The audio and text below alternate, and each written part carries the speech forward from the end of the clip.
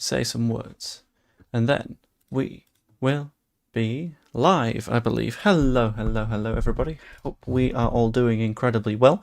I will be talking relatively quietly for the early stages of this stream, just to warn you. I'm sticking the microphone very, very, very close to my face to make up for it, but the reason I'm speaking fairly quietly is there is a baby that is only just asleep in the next room, so I don't particularly want to mess with that. That sounds like danger. So it's going to be close mic, quiet words, and if there are any issues, I apologise, but in like 10 minutes I can change it, I guess, but we'll have to find out. Anyway, I hope we're all doing very, very well. Just to make sure that the chat and everything is working, that's the wrong button, is working as expected. Give me a number from 1 to 10 on how your day's been. I hope it's been pretty well, and I think this is a pretty wholesome way to like get us into the rhythm, get us flowing, get us started, you know. So like 10 good, 1 bad. Let's see where we're all at, and let's hope everyone's had a good one. Evening Joe, loud and clear. I hope Joe. Evening mate. I'm glad you've had a 10. Dav Somoko. Pat's had a 7, Robson Clark's had a 10, Rob Goop's on an 8, hey JB7 says Tony Abrahams. Mike, I'm sorry to hear you've had a 4, but you know what, we can hopefully have a better day going forward. That'd be quite nice. Got 7s from Will Smith and Slink. I hope you're the Will Smith. No, I hope not. I hope you're you, because you seem pretty great, to be honest with you. All boxed up on a 10, David Meston on 9, Richard Fogarty on a 5 again, I hope that one improves, Anton on an 8, Pete Hodgson on a 10, Argentine Bundesliga report has Brandt agreeing to a 2-year deal on X. Ooh, could you tag me in that if you've potentially seen that? That would be very, very useful to have, thank you very much. Anyway, diving into the news, and I'm going to... stroked 4 dogs, what a day. What a day. Doesn't get much better than that. Glad you got a 7, Chris. And Slink says that he's not signed yet. He's potentially not signed, yes, but ultimately we'll see how things go. Anyone interested, Leeds vs Wrexham is going to be on BBC, iPlayer and S4C. That is very good to know. Because as far as I was aware, the only way that I was going to be able to watch it was because my employer has the rights to broadcast it over in Japan. So that was my plan initially. I was just going to sit through it with Japanese commentary and hope that I knew the names of enough players to sort of work my way through it. But that doesn't have to be the case now. That's absolutely fantastic. I'm just going to double check that it is in fact on iPlayer. So if I search Leeds, it's not yet planned on iPlayer.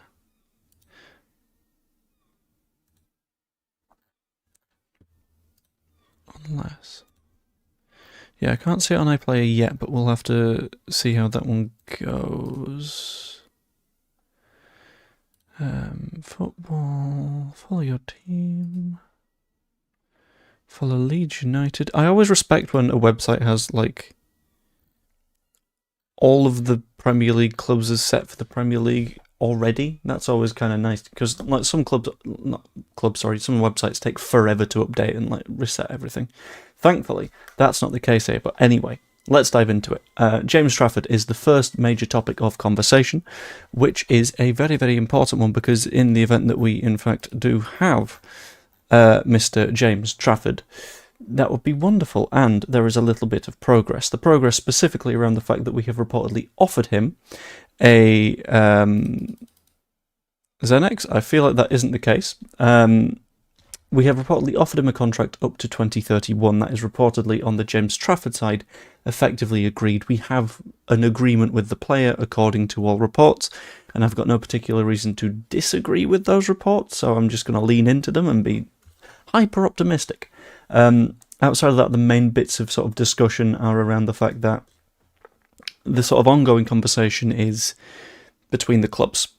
Like Trafford, not an issue. We just need to sort out the final figures with Manchester City, which is completely understandable. Like, we all sort of saw this one coming. It's going to be hard to get him out of Manchester City on a permanent basis, especially to get him out of Manchester City on a permanent basis and in a way that he isn't potentially going to slip back. And that's the part that's a little bit complicated. The whole backslide potentially going to Manchester City thing, because according to more reports, it's a case of he will want a sort of, well, not he will want, but Manchester City will want a buyback clause. So in theory, as with all buyback clauses, we would require that it would be a profit for us, because at the end of the day, if you don't profit, then you've effectively loaned them, which would be incredibly daft of us to agree to, and I don't really see that being the case. In addition to that, there is also word of a release clause being in Trafford's contract, which, again, would make a little bit of sense. In the event that we were to get relegated or something, he would obviously want a way out. But it is apparently sort of split off dependent on the clubs that have an interest in activating that clause. So in this specific instance, I believe it would be a case of, after a set amount of time, if Leeds are not in the European places, then a club in the Champions League can pay X amount of money for him. That's the sort of structure and build of this specific deal that makes a little bit of sense, in my opinion. It's not a particularly fun one, but that's how these things tend to be assembled, which is completely fine to me, to be honest.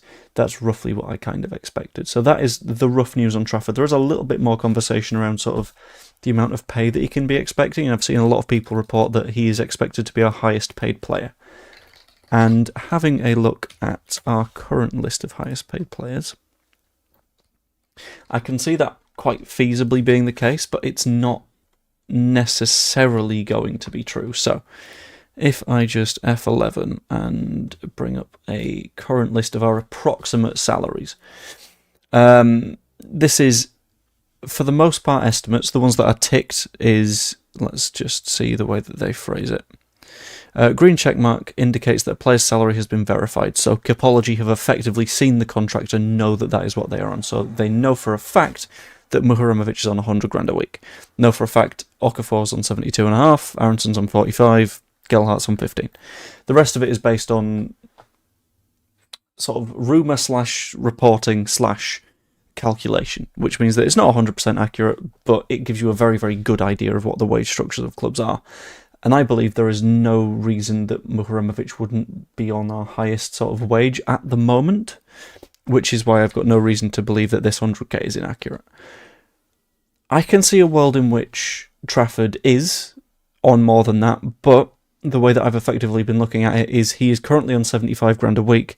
We can pretty effectively transplant Jack Harrison's wage into what would become James Trafford's. 90 grand a week is a 15 grand a week pay rise. You can add various bonuses in there, like I'm sure Jack Harrison's contract has anyway, and that would ultimately wrap things up in a very nice tight sort of bow for us. And we've got even further sort of evidence / proof / guidance of the fact that the move for James Trafford is either done or on the brink of being done by the situation specifically surrounding Lucas Perri. Lucas Perri is a player that, I will be completely honest with you, I didn't hugely want to leave Leeds United. I'm quite fond of him. I feel like he had bad games, sure, no disagreement with that, but everyone's going to have bad matches, especially when you are moving to a completely different country, when you're trying to adapt, when you're trying to become better at your own game whilst adapting to the way that an entirely new league plays and a new way of life. Who were you calling laggy? I think I'm doing okay rather than lagging. Unless I've missed something? I don't know. But Lucas Perri now seems to not be in the world of sticking around at Leeds United. He seems to be almost certainly on the way out. How is a person laggy? I don't know. But he's now almost definitely leaving the club because Torino have hunted him down. But Leeds made it very, very, very clear to Torino, apparently, that we would only let go of Lucas Perri in the event that we were to get a goalkeeper in. This is a thing that just makes a hell of a lot of sense. There is no world in which we would say, okay, no, it's fine, we'll go into the season without any senior goalkeepers and without any guarantee that we're going to sign somebody. Now we know that James Trafford, at the very least, has picked Leeds United as his destination, at least according to almost all reports, and we know that James Trafford is at least deeply under negotiations to come to Leeds on the club side. We can start progressing the Perri move again, and I imagine we won't give it the full sign-off and we won't give it the full tick until we are certain. Perri going to Turin tomorrow, is he? Let's have a quick look. Yeah, I caught this one worse than this. It was hot, but that's fine, that happens. Let's go to flight radar. And let's see what's coming into Turin, shall we? I imagine Turin's got it's only got one airport. You're a big city, Turin. Get it together. Right, arrivals. We know that at the moment he's in the US. But this doesn't account for the fact that... that's a good point. Sorry, there was a scream outside and I got scared. Okay, there's nothing directly saying that it is coming from the US to Turin, but I imagine that's fairly difficult to do. But I don't have any reason to believe that he isn't going to Turin, but who knows? According to Orazio Occomando, I've never heard that name, so I'm not 100% sure, but Lucas Perri is reportedly on the way out of Leeds United, which we all kind of saw coming. I think is a little bit of a shame. I quite like the guy and would love him to stick around, but that's not going to happen at this point. In addition to that, I thought I would cover two other little bits of news. We've got one little bit of news surrounding Julian Brandt, and we've got one little bit of news surrounding a potential signing for a centre-forward, because we're going to have a... I've not been wearing sunglasses, that's the thing. I wasn't wearing sunglasses. I was just out for a walk, and then suddenly this bit is fine, and this bit isn't fine, and it's very weird, and it makes me sort of spooked that my face goes out a bit. He's part of the zone, by the way. This is where I'm going to double-check something. What was the name?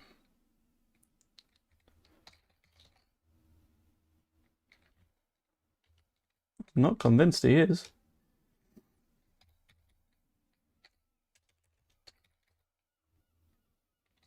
Considering I'm on DAZN's Microsoft Teams, I can't find him.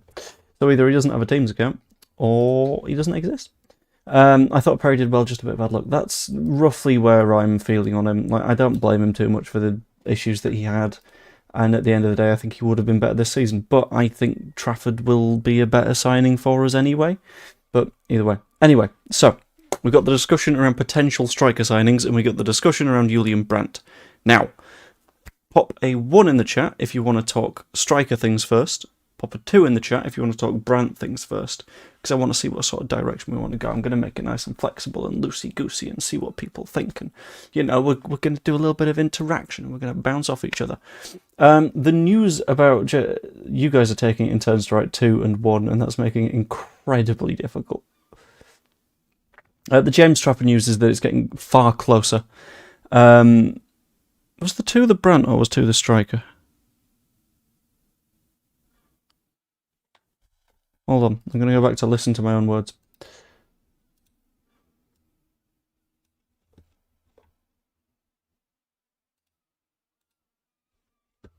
Around potential striker signings, and we got the discussion around Julian Brandt. Now, pop a 1 in the chat if you want to talk striker things first. There we go. Yeah, 2 is Brandt. I had to make sure. Because you guys could have lied to me. You guys could have been like, haha, well, I see the vote's not gone my way. I'll just lie and say it's the other way around. Anyway, the news surrounding Julian Brandt comes from Jose Iraios, who goes by Gaspachen on X. Not the biggest of sources, but you know what? I'm going to roll with it. I'm going to see how it goes. And he has committed hard. When it comes to like reporting and football journalism and stuff, I know it's very, very easy to say that people are just sort of making things up. From the perspective of someone that has been in a similar situation where you try and go first on a story, it takes a lot to persuade someone to just go first and go, X person has done Y. So this is definitely in sort of pinch of salt territory, but at the same time, I wouldn't say this is an absolute no-no. But Jose Araios, yes, states Brandt is heading to the Premier League. After leaving Borussia Dortmund as a free agent without much fanfare or glory, he's reached an agreement with Leeds for the next 2 years. So, first off, this makes a lot of sense that it will be a 2-year deal. We know that he's getting on the older side. This was never a little bit of a question mark, to be honest with you. He's 30 or roughly around that kind of age. He's old for a footballer, is the way I'm going to put it. Yeah, he's 30 years old. And Dortmund have just said, right, okay, you can just kind of go, that's fine, because it looks like Dortmund are trying to sort of assemble a challenge to the Bundesliga title, trying to put something together that properly fights Bayern Munich, which, good luck to them. Doesn't seem like it's going to work, but good luck to them. And it seems like his choice of English club is looking like Leeds United. Now, La Liga would have been an interesting option for him, because La Liga is a slightly slower league than the Premier League. It's got less sort of physical intensity to it as well, so it feels like Brandt is very, very confident in his physical ability going into this season.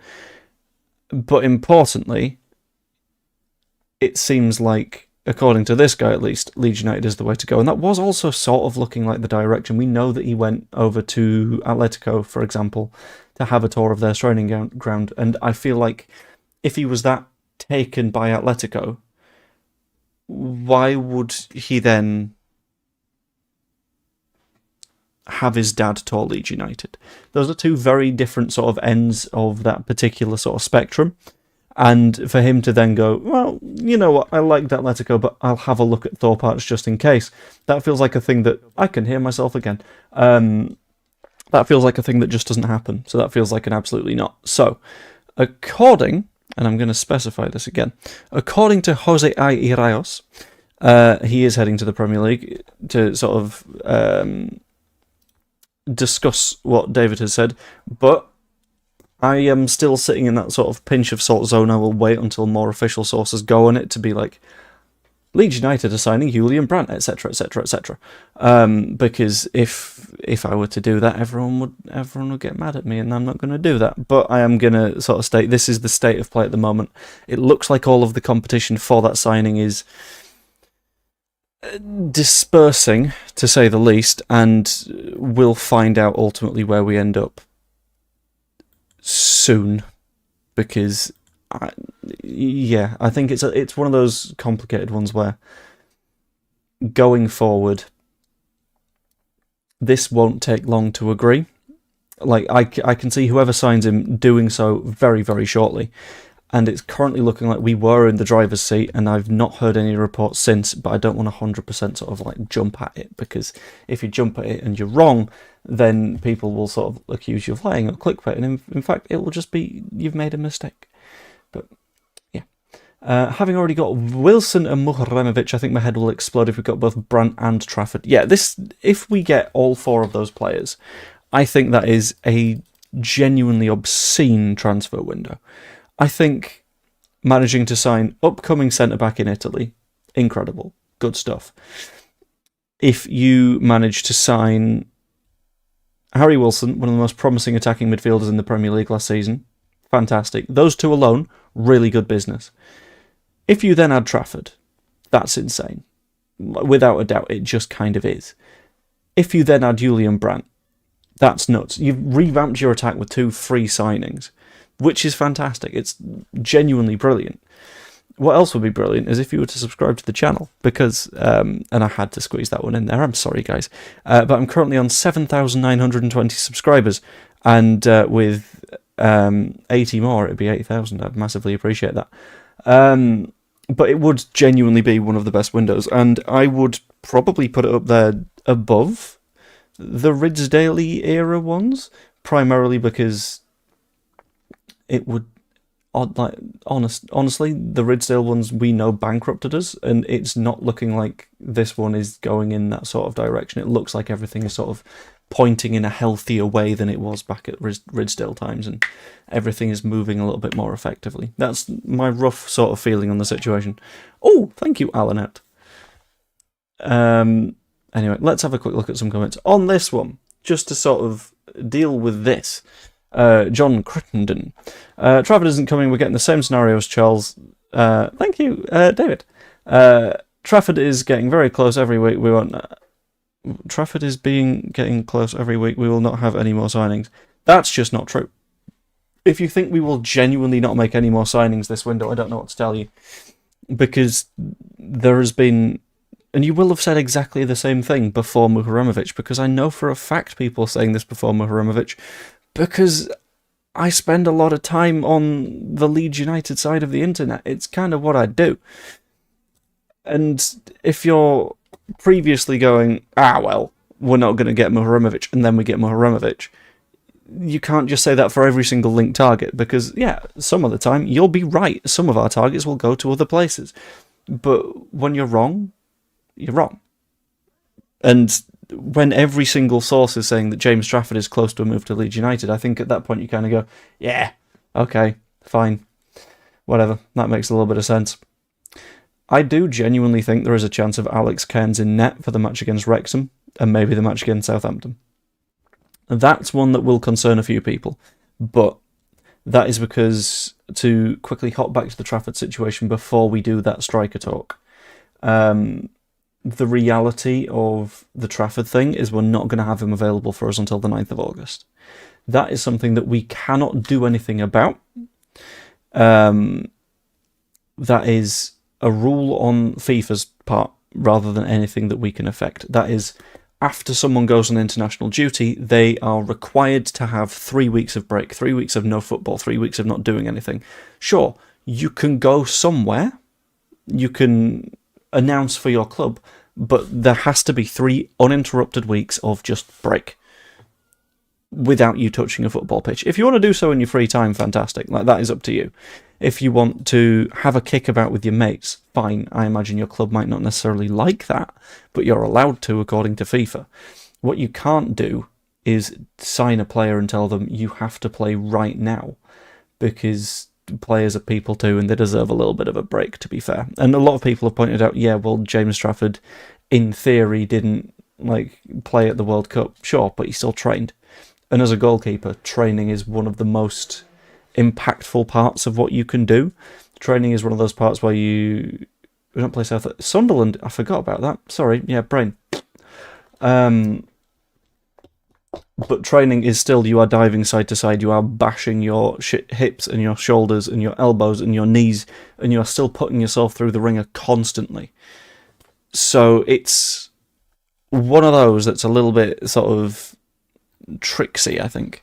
I'm seeing people in the comments saying things about Reddit, but I'll have a look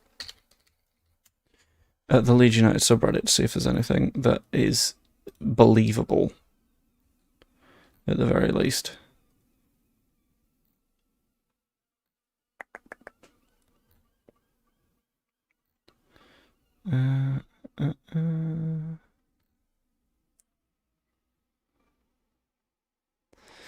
Harry Crackling indicated that Trafford was all done.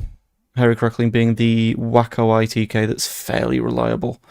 Then a few minutes afterwards, DiMarzio posted on X that Torino were closing on Perri, which would add up. It does add up, to be fair. And it does make a little bit of sense, but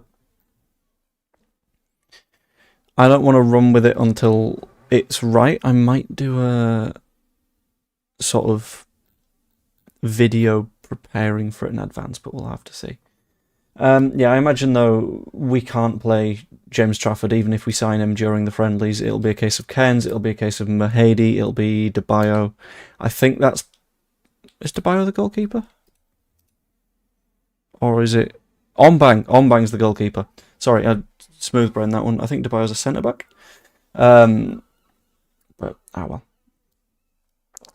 But yeah, that's an issue that some people will be a little bit mad about. You will say it will be Perri. I don't believe that Perri will be here for a particularly long time. So that's sort of where we're at, to be honest with you. Perri won't be here, so it'll be a case of the rotation keepers during the international tour. And you know what? In my opinion, that's completely fine. Debayo's no longer at the club. Good to know, yes. I confused the various FM wonder kids that I've had over the years. I say that. That might be because at one point Debayo annoyed me, like, quite badly. So I put him in net for the under-18s for about 4 weeks, and I made him go on the hardest training regime possible. I think it's because he demanded to be in the first team squad for like an FA Cup final or something. It's like, no, you're not getting that, because you don't deserve that, to be honest with you. Which, yes, on FM I can be vindictive, but everyone can be vindictive. And when it comes to being vindictive, we're not going to be vindictive when it comes to discussing Leeds United's potential signing of a new striker. You guys didn't see that one coming, did you? Ha ha ha! What a smooth little segue. So, we've had a link with a couple of centre forwards over the length of this window. First of all, was Frankie Lino-Ju. Frankie Lino-Ju is a very, very, very good centre forward who plays for Midtjylland. He's 22 years old, so he absolutely fits the sort of mould of player that we're looking at this window for a lot of the cases. So he fits the Mihramovic mould of young, very upcoming, lots of promise. We'll see where he goes and hopefully increase his value. He fits the Trafford mould of exactly the same thing. He fits the Charles mould, where if we don't sign him, we've still chased him for a while and he's still had all of those bits about him that says, okay, this adds up. In addition to that, he scored a hell of a lot of goals. I believe it was 21 goal involvements across 29 appearances in the Europa League and the Danish Super League combined, which is incredible stuff. And ultimately, he would be a slightly different sort of profile to a Calvert-Lewin. A lot of Frankie Lino stuff, I don't know if I've just seen a sort of unreliable proportion of his matches or anything along those lines. But from when I've seen Frankie Lino in the past, he's the kind of player that will play off the shoulder a little bit more, he'll do those runs in behind, whereas Calvert-Lewin can be a little bit more of a hold-up striker. Yes, he does do the running in behind, but he doesn't quite have the same pace that Frankie Lino will, which makes it a little bit interesting.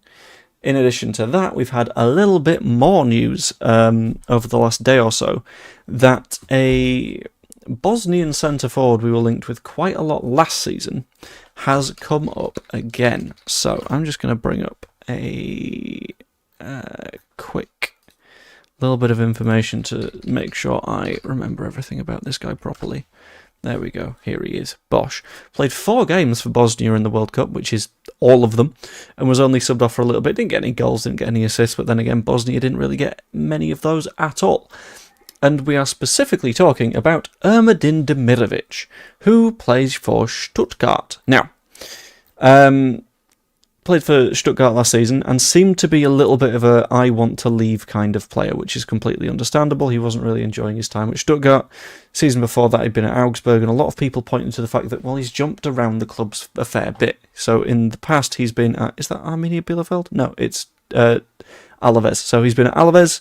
He's been at Almeria, he's been at Sochaux, he's been at St. Gallen, he's been at Freiburg, he's been at Augsburg, he's been at Stuttgart, which he's at now, and seems to be, again, agitating for a move a little bit, which from his perspective, I kind of understand, because he was presumably told that he would be like a fundamental part of last season, and that he'd play a colossal role, and then he played 1,506 minutes, which is not much. Like, to be fair, he was injured for a fairly long time. He spent a bit of time out.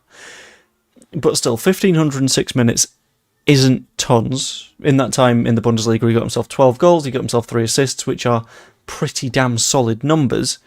And he contributed in the Pokal, and he contributed in the Europa League. And that sort of appreciation doesn't seem to have stuck around for him, which, from his perspective, he's got to be looking at that like, well, can you guys hear the music outside? He's got to be looking at that like, well, that's a little bit of a shame, because I thought I was a little bit better than that. I'll have a quick look at what his contract looks like, because that could make things interesting. But the numbers that have been specifically reported around Ermedin Demirovic is the fact that we could be looking at something along the lines of £20 million, which is not the worst sum of money, to be honest with you.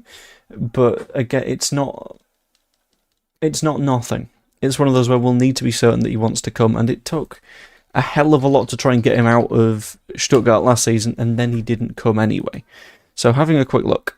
Ermedin Demirovic, his contract ends in 2 years, which means that at the end of the day, if Stuttgart want a decent sum of money, they probably need to move him on now, or they can try and Shea Charles it next season, which is a case of just sit there and wait, and wait, and wait. But both this situation with Demirovic and the Frankie Lino situation point us in one clear direction. And that clear direction is we want a little bit more depth at the top of the pitch. We want someone to be able to function behind Calvert-Lewin in that hierarchy, potentially alongside Metra in that hierarchy. But that's where things get a little bit complicated. The 20 million would be for someone that plays in the Bundesliga. That would be Demirovic. Frankie Lino plays a hell of a lot in the Danish Super League and has a very, very high ceiling. Demirovic being 28, though. He's, Jesus Christ, he's a month younger than me. That's depressing. But Frankelino having a very, very high ceiling, a hell of a lot of potential to him, and yeah, ultimately pointing in the right kind of direction. So either of those I wouldn't mind too much. It'd be pretty damn nice. Right, where were we? Hold on. I'm just going to try and keep track of what people are talking about. I see mentions of Paixão. I have also seen Paixão discussed. I personally don't know whether I would fall in the direction of particularly wanting Paixão to come, because last summer he sort of demonstrated that he wasn't super into it. You know, like, sure, you got the feeling that he's a very, very, very good player. That was never in doubt. You got the feeling that he was someone that could add to the squad. That was never in doubt. But at no point did you go, yes, this is a guy that could commit to Leeds at the moment. And when you consider that, you're maybe landing in a position of, well, I'd rather you not then, because if you clearly just don't want to be here, then why would we invest in you when you didn't invest in us? Like, there are still more options available, and in terms of the front line, in the event that we have Brandt and Wilson and Okafor, Paixão feels like it'd be a little bit excessive. Whereas there are positions that we need a little bit more. We could do with another left back. We could do with a number 9. We could do with potentially another centre back. We could do with filling anyone that goes out. Maybe a second goalkeeper, because at the moment we've got one. And, well, that's assuming we sign Trafford, because I'm not really counting Alex Cairns. And having a look at Paixão's numbers from last season, sure, 12 goals, not too bad. 2 of them were in the Coupe de France, which isn't typically played against the best of sides. Every single team in France gets to play in that. 4 in the Champions League, fair enough, I'll give him credit for that. And then 6 in Ligue 1, which is not big. 6 assists, sure, but Ligue 1 is not a good league. So it's one of those where I don't know whether I would potentially want to sign Paixão, because I think that would cause a few more issues, to be honest with you. Don't think Morata had let Paixão through the door, even if he wanted to come now.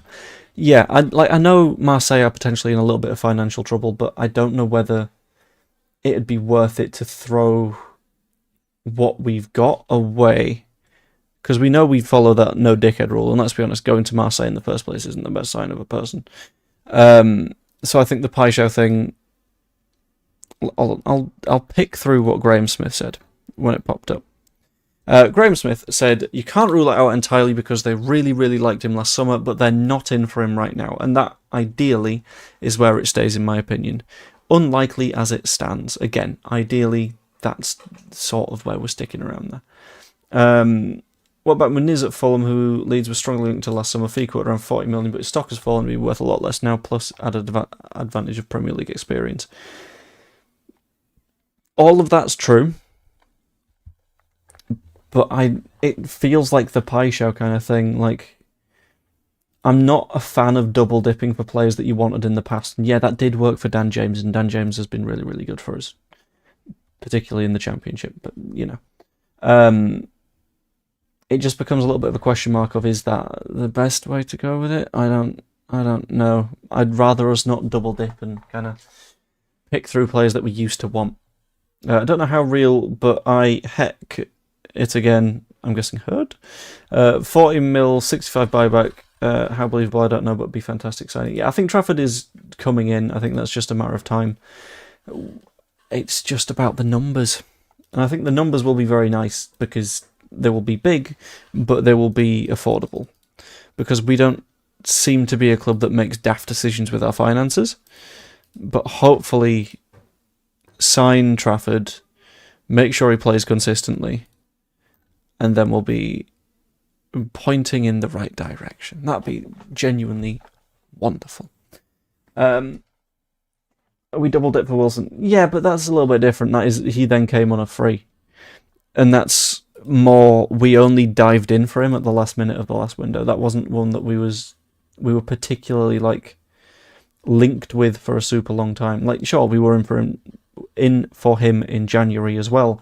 But at that point, I think Fulham had sort of gone, well, maybe we can get Europe. That was more a Fulham issue than a Wilson issue. Whereas with Paixão, that feels it was more of a... Paixão feels like more of a, he had the choice, and he chose not us. So it'd be a little bit sort of not good to go, Well, you said no last time, but please, please, you want to come to Leeds United this time, please? It'd feel like a little bit of desperation to go back to Paisho. Wilson said he wanted to come last year. Yeah, that's, I think, a fairly fundamental difference in the two situations. Wilson, you've never really questioned the fact that he considered the move. Paisho, there's always been the question mark of was he just using it as a way of sort of garnering a little bit more interest. Looks like Martinez of Aston Villa is heading for Juventus, and with the money Villa have received for players already sold, they can easily scupper the Trafford deal. They have Champions League football. As far as I'd heard, Aston Villa had said no to that. Aston Villa had said no to the bid from Juventus because they are fairly convinced that they want to keep him. But I will have a look. If I search Martinez Juventus. 9 hours ago, Juve had a bid rejected from Martinez. They're now turning to Zion Suzuki, who is available for around £25 million, which is high. But yeah, Damasio also said that they've turned it down. Juve were offering between 6 and 7 million euros. Yeah, that's not going to be enough, I don't think. Because Martinez being, one of the better goalkeepers in the world, you wouldn't really sort of do that. Any Trafford or Brandt updates? Yes, so the Trafford update was that A, Lucas Perri seems to be on the move, and Lucas Perri wouldn't be on the move if there wasn't a case of Trafford being on the move. We are waiting for a new goalkeeper to come in, for a new goalkeeper to come out. And the fact that simultaneously we had sort of updates and rumours and news and stuff around an incoming goalkeeper coinciding perfectly with the outgoing goalkeeper that we are waiting for an incoming to happen, that seems a little bit too good to not be accurate. So that's where I'm sort of sitting on the Trafford thing. Brandt is a bit of a weird one. There's been a little bit of discussion from some people that are saying Brandt is already on the way to Leeds, but it's promising noises, but I'm not going to commit to saying that that's done. But anyway, I'm not going to stream for too much longer because I do also have a video to do for tomorrow morning. I don't know what I'm going to do that on, to be honest with you. I'll think up something. But we'll see.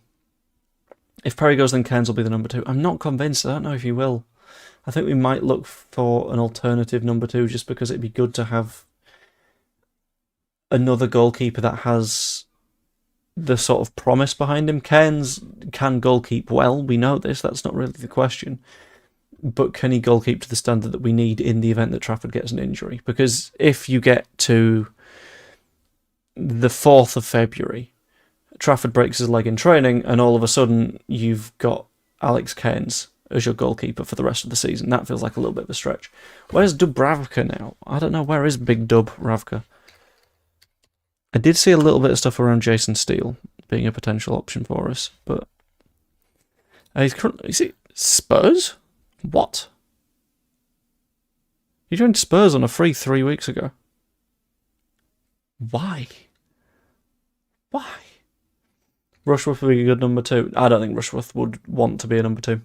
He knows that he could very easily just walk into, if he wanted a move, he could walk into Coventry and just go, well, I got you up, so keep me around. So I feel like Rushworth would be nice, but Rushworth is entirely unviable, I think. It's not one that could happen. Do you think Brandt is looking likely as it's taken so long and all Leeds transfers take ages? Yeah, we'll look at it that way. Wonder if there would be a flight to track in the end. Manchester Leeds isn't far. Does Megabus have bus tracking? I don't believe so, but imagine if they did. In fact, I'm going to search flight radar, right? I'm going to assume there's not, but I'm going to look for flights between Leeds and Manchester. Because that wouldn't happen, but it'd be funny if it did.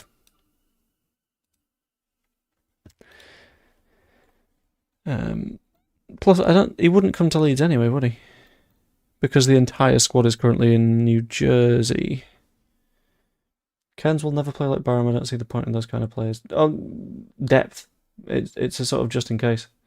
The report who mentioned Brandt reached an agreement with us is now deleted with it. This is why we don't roll with it. This is why we take pinches of salt. Thank you for letting me know, Ross. I feel like Brandt would be the season maker, just that creativity. Yes, we kind of need someone that can be a little bit of a line breaker, and that's almost certainly something that Julian Brandt can do. So that would be lovely. Right, hold on. Training.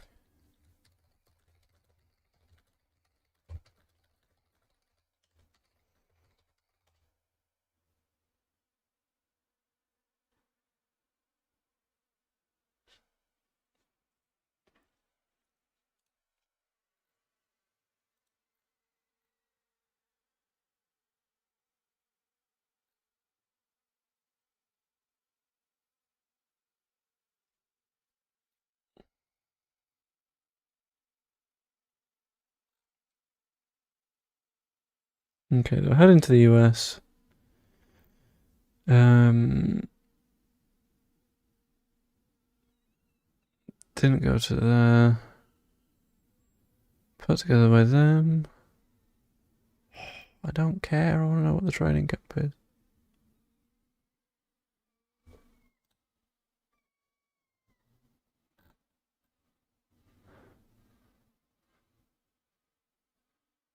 Right, okay, cool. Right. Where did Brazil train for the World Cup? Sorry, I'm trying to find the closest airport to where the club have made their base because I'm kind of curious about it. Where were we? Will they just do the medical and media in Leeds first though? No. Because if the entire team is over there, then... I mean, to be fair, Trafford also is on holiday, and he's potentially on holiday in the US, but... You'd have to check like 4 airports as they're in New Jersey. Why did Brazil... No, in fact, where were Brazil based for the World Cup? There we go. Morris Township at the Columbia Park Training Facility. Let's have a look at the Columbia Park Training Facility, shall we? We're getting into peak tism here.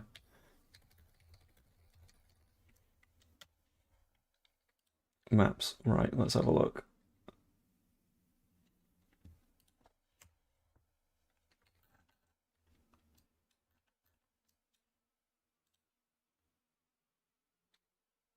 I don't just want to search this area, I want to just generally search. Jesus Christ, why is this being so difficult? I'll try it on Chrome. Probably New York Red Bulls base. Maybe.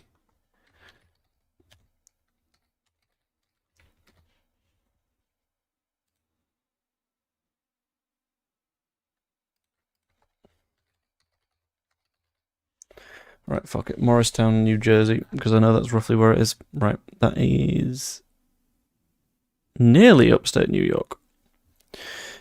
But then I will go on to check flight radar. And then see what's closest.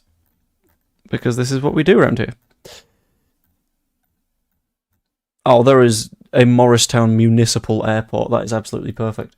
I'd like it done this weekend, same as everybody else. That'd be good if we could, but it's a case of making sure it can happen. There's a flight from Burlington, from Wildwood, from Nantucket, and from Martha's Vineyard. What the fuck is a Martha's Vineyard? None of those are particularly looking like that's what's happening, to be honest with you. You must be sweltering in that jumper. I'm fine in the jumper, to be honest with you. Temperature-wise, we're all good. It's a bit warm, I'll admit. Anyway, yeah, I'm going to end the stream relatively shortly, so if anyone's got any questions or topics that they want to be covered, please shout them in the chat now, that'd be massively appreciated. And if you haven't yet, I would also quite appreciate if you could pop a like on the stream and subscribe to the channel. Liking is over here, subscribing is down here, there's one button, it's free, you don't have to do anything other than just click, and it makes a number go up, and when the number goes up, the number going up makes me feel so good. So if you could make the number go up, that'd be massively appreciated. Thank you very much. And if you make the number go up and you've got who you subscribe to being set as public, I can make that happen, and it'll shout your name out, which is quite nice. It's almost similar to the way that when there's a super chat, a Welshman comes along and goes and just says what the message is. Yeah, that's quite fun too. Anyway.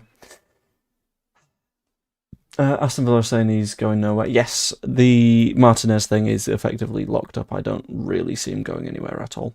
Do you know the state of the Ellen Road Stadium expansion so far? Currently, I believe it's mainly groundworks for the West End. It's all going to be West End for the foreseeable, to be honest with you. What I do know is that the West End isn't being open for the friendlies, which is a little bit interesting. But we'll see how that one goes. My favourite GIF, I still use it. Good. I'm glad. Oh, to my brother who is in the chat, that again, I don't know if you want your name shouting out or anything, but to my brother who is in the chat, are we getting Augsburg tickets? That might be the match that I'm able to get to. So, you want to go watch Augsburg? Please? I'll leave that there. Will parts of the stadium be closed off for the season? No, I believe not. I think the plan is to do anything that would require closure of stands now, and then we'd still have the West Stand available, and it would be full capacity. I wasn't wearing ski goggles. No, I was just warm. And for some reason, these bits burned and these bits didn't. Anyway. I'm going to leave that there, methinks. So if you enjoyed the stream, please pop a like on it. Subscribe if you haven't yet. Become a channel member. All the fun stuff. I'm going to say all the things. And we're going to leave that there. So I hope you all enjoyed. And I will see you all later. And again, thank you for coming. I do genuinely appreciate it. Toodaloo.